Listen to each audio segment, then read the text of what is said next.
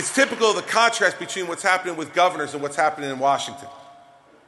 And there are lots of examples that I could tell you about, and I am going to tell you about. Governors are about getting things done.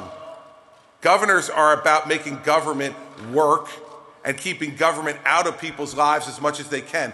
And we've got lots of examples of it. Look at what's happened in Wisconsin with my friend Governor Scott Walker. Scott Walker stood up for collective bargaining reform, and you know what's happened to the teachers union in Wisconsin? Their membership is down 60% because Scott Walker made it voluntary to join the union in Wisconsin. People are voting with their feet.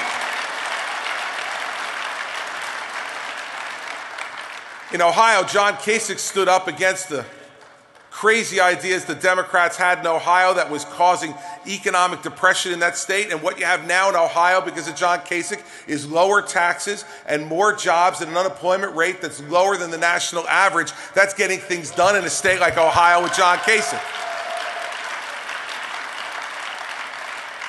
How about Michigan?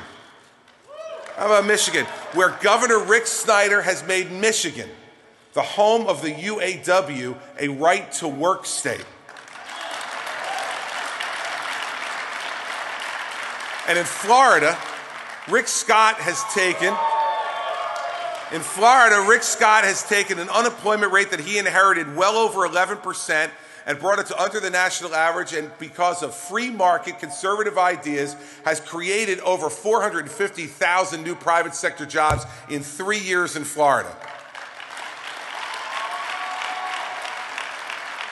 That's because governors, Republican governors across this country, have stood up and done things, not just talked about them.